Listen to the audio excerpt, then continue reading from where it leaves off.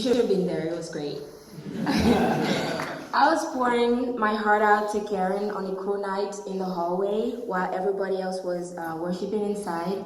And then Chere came with the halo around her. She only came to check on us and see if we were okay. But that moment turned out to be amazing. Magic. You'll understand in a moment. For now, let's rewind.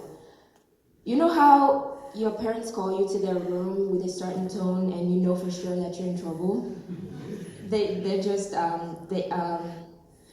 You just get to their bedroom door and you hesitate to open. You just beat around the bush and never actually reach the handle.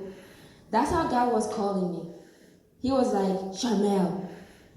And I was like, oh snap. I got to the door and never touched the handle. When I first met Karen, who was giving me more information about crew, I told her that there was a door that God was urging me to open, but I was just not comfortable yet. God wasn't gonna beat me, he just wanted to give me a hug. But he wanted me to want that hug.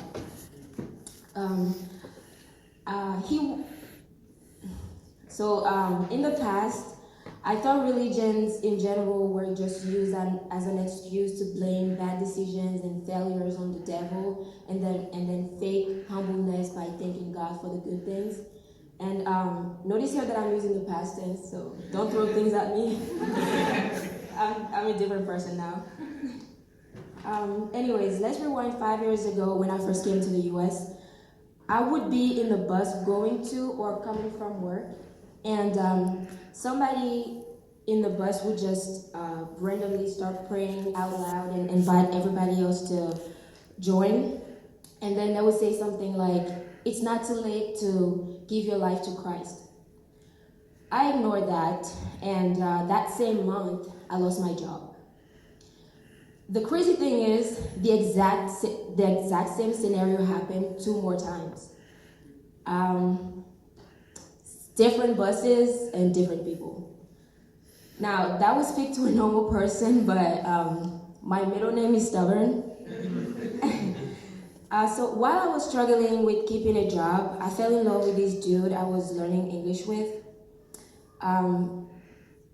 But then, because I thought he was the only person who really loved me and that I could trust, that's why I fell in love so deeply.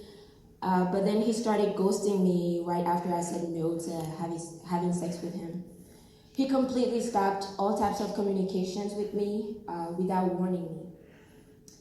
I was so broken and angry that I started living my life to prove myself to him.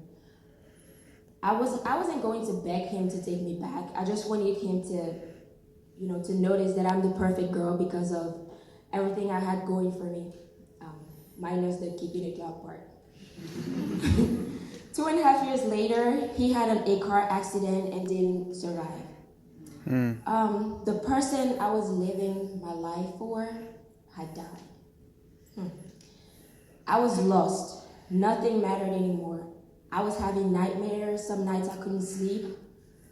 I was asking how, why, what now? No answer. One particular Wednesday night, I was thinking about my life from that point on, like, what's the purpose now? The next day, I came to crew, and KP, Ken Patterson, was speaking, and he said, what is blocking the view? Something needs to die for you to see the Lord. I'll never forget that. That's when I realized how much God wanted me, but I still was outside of the door, hesitant to open it. The night I officially surrendered to God, I was talking to Karen about how I felt about my life, and then Chere walked up to us, and I saw a halo around her. I blinked, and the halo was still there. I thought it was my eyes, but then I realized that this was an angel who came to tell me that now was the time to say yes to the Lord. Next thing you know, Karen handed me a booklet with a simple prayer for accepting Christ. The prayer said a lot of words, but listen to this sentence. I opened the door of my life and received you as my Savior and Lord. The booklet was reminding me of the door I talked to Karen about weeks earlier. We were just crying with joy, and all three of us were just crying. And long story short, there are so many things that God has done in my life to show me how unconditional, strong, and pure His love is for me. Many more things than what I talked about. I just couldn't pretend these were coincidences anymore. So, this is my story. This is a new me, and I'm happier than ever.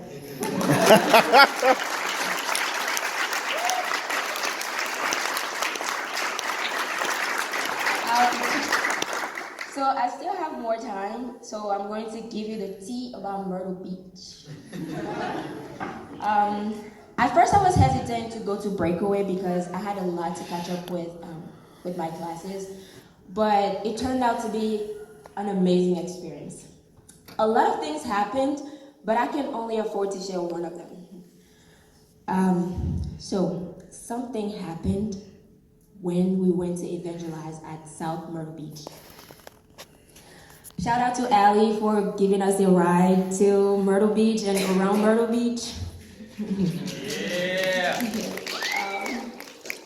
So when we first got to the beach, we were ready to pay for parking, and I only had a $1 bill to contribute, but I ended up saving that dollar bill because we found another parking spot, another free parking spot. Anyways, we started evangelizing and we spoke to several people, but I will never forget that lady we approached who was sitting in a wheelchair in front of a coffee shop on the boardwalk. We walked up to her, Precious, who's not here tonight, she was my partner. We walked up to her and she told us that she was trying to collect some change to buy some coffee. And then Precious and I looked at each other and were like, we can buy her coffee. And then we went to the shop, and a man who I think is the owner came to us and told us how much he appreciated us willing to help that lady. That man insisted to pay with his card for anything we were going to get for us or for the lady. So we got the coffee, and when we were getting the cream and sugar, I noticed a sign that said free refills for $1. Remember that dollar bill I got to save from parking? God wanted me to give it to that lady so she could get more coffee if she needed to.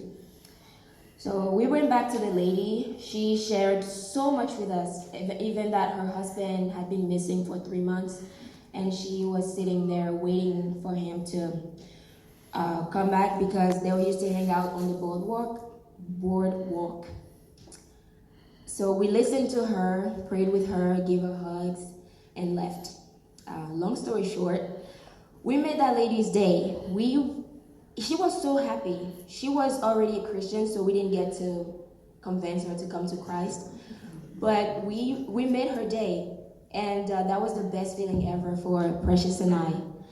So Myrtle Beach was definitely worth it.